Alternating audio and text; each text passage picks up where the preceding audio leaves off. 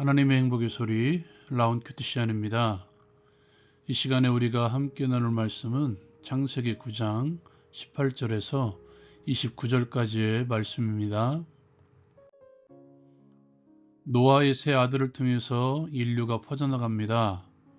노아의 수치를 대하는 태도에 따라 그들의 후손에 대해서 축복과 저주가 선포됩니다. 방주에서 나온 노아의 아들들은 셈과 함과 야벳이었고 함은 가나안의 아버지였습니다. 이 세 아들로부터 온 땅의 사람들이 퍼져나갑니다. 노아가 농사를 시작해서 포도나무를 심었습니다. 그리고 포도주를 마시고 취해서 장막 안에서 벌거벗고 누웠습니다. 가나안의 아버지 함이 노아의 하체를 보고 밖에 나가서 두 형제에게 알립니다. 아마도 조롱하지 않았나 생각이 듭니다. 이 소리를 들은 셈과 야벳이 옷을 가져다가 뒷걸음쳐서 들어가서 아버지의 하체를 덮어줍니다. 그들이 얼굴을 돌이켜 아버지의 하체를 보지 않았습니다. 노아가 술이 깨어 작은 아들 함이 자기에게 행한 일을 알고 그의 아들 가나안을 향해서 저주를 선포합니다. 가나안은 저주를 받아 그의 형제의 종들의 종들이 되기를 원하노라 하며 선포하죠. 셈과 야벳에 대해서는 축복을 선포합니다. 셈의 하나님 여호와를 찬송하리로다. 가나안은 셈의 종이 되고 하나님이 야벳을 창대하게 하사 셈의 장막에 거하게 하시고 가나안은 그의 종이 되게 하시기를 원하노라. 홍수 위에 노아가 350년을 살았고 950세에 죽음을 맞이합니다. 적용을 위해 함께 나누기를 원합니다. 이 시간에는 노아의 수치에 대해서 함께 나누기를 원합니다. 방주에서 나온 노아와 세 아들들, 그렇게 새로운 인류의 역사가 시작되죠. 노아의 세 아들을 통해서 이제 또다시 인류가 퍼져나갑니다. 이전에 먼저 하나님께서는 노아와 언약을 맺을 때 이렇게 다짐하시죠. 내가 세상을 다시는 물로 심판하지 않으리라. 그 이유에 대해서 사람의 마음이 계획하는 바가 어려서부터 악함이라 라고 말씀하십니다. 아담의 죄로 말미암아 이 땅에 죄가 들어오고 그로 인해서 많은 사람들이 정죄에 이르렀다는 바울 사도의 외침을 기억할 것입니다. 새로운 인류의 시작, 노아와 그 아들들. 그런데 오늘 말씀을 보면 노아의 수치를 통해서 시작하고 있다는 것이죠.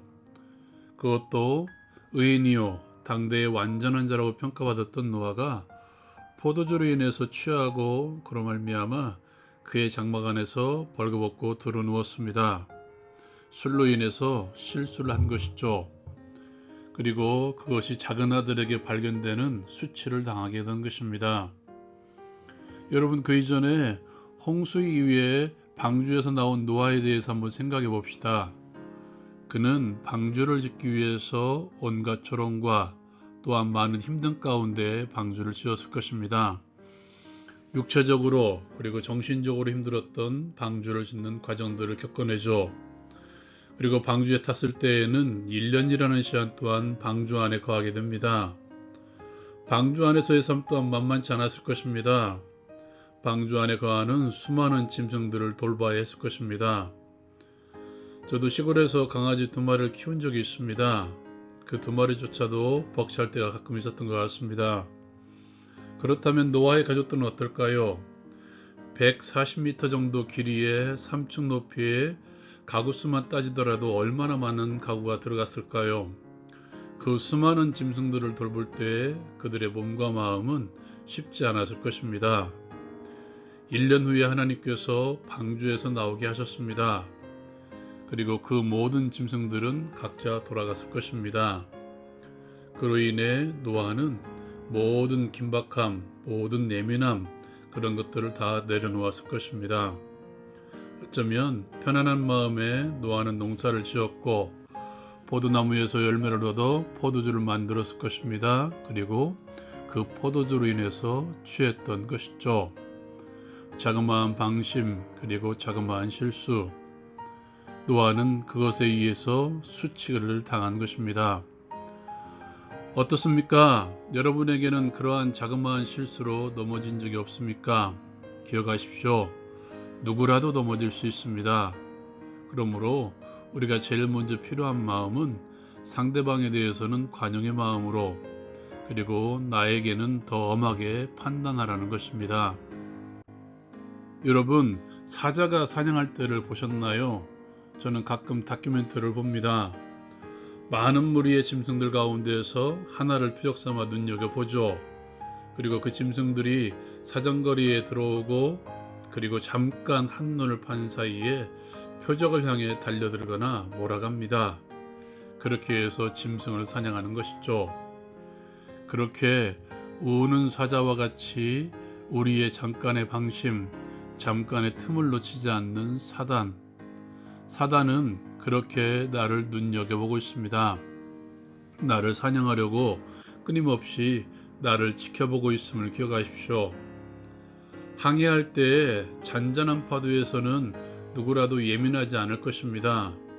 그러나 폭풍우가 몰아칠 때에는 조타를 굳게 잡고 오히려 더 예민하게 상황을 볼 것입니다. 우리의 인생의 항해도 마찬가지겠죠. 폭풍우가 몰아칠 때 더 예민할 수 있을 것입니다. 그러나 평안할 때 넘어질 수 있음을 기억하십시오. 지금 평안하십니까? 그렇다면 더 영적으로 예민하십시오. 우리에게 있는 자그마한 실수조차도 그냥 지나치지 마십시오. 관대하지 마십시오. 두 번째로 그 수치에 대한 반응입니다. 그렇게 수치를 드러내고 잠에 빠진 노아, 그 노아에 대한 반응이 두 가지로 나타나죠. 하나는 아버지 노아의 수치를 다른 아들들에게 알리는 작은 아들 함, 그리고 자신들도 보지 않고 아버지의 수치를 가려주는 셈과 야벳입니다.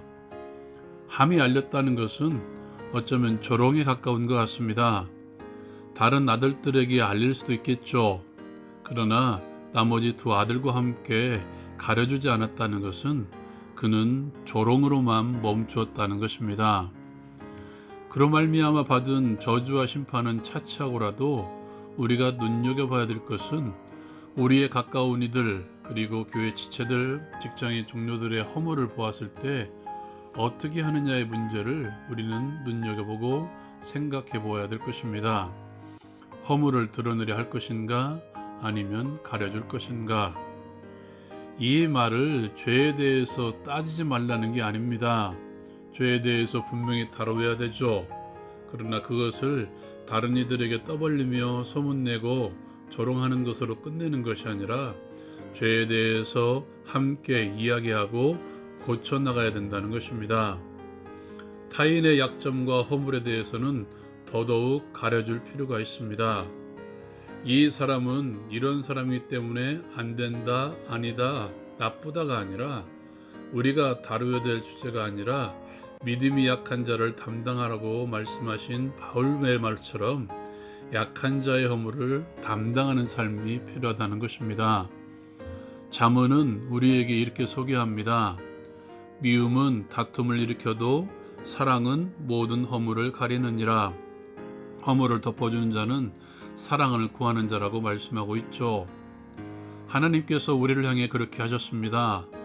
허물로 죽은 우리를 그리스도와 함께 살리셨습니다. 그리스도의 십자가가 우리의 모든 허물을 덮어주었기 때문이죠. 그리스도를 닮아가는 우리는 그러므로 허물을 가려줘야 됩니다. 담당해서 강함으로 함께 세우는 것이죠.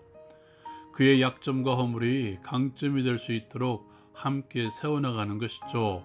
그것이 십자가의 은혜를 아는 자들의 삶의 모습입니다. 적용을 위한 기도의 시간. 우는 사자와 같이 나를 노리는 사단이 있음을 기억하고 작은 실수에도 영적으로 반응하게 하옵소서. 평안하다 할 때에 넘어질 수 있음을 기억하고 더욱더 하나님과 교제하게 하옵소서. 지체의 허물을 담당하게 하시고 함께 덮어감으로써 강함으로 세워나가게 하옵소서. 예수님의 이름으로 기도합니다. 아멘. 무조건적으로 넘어가라는 것이 아닙니다. 함께 약점과 허물을 강점으로 바꾸어 가라는 것입니다. 라운 큐티 마칩니다.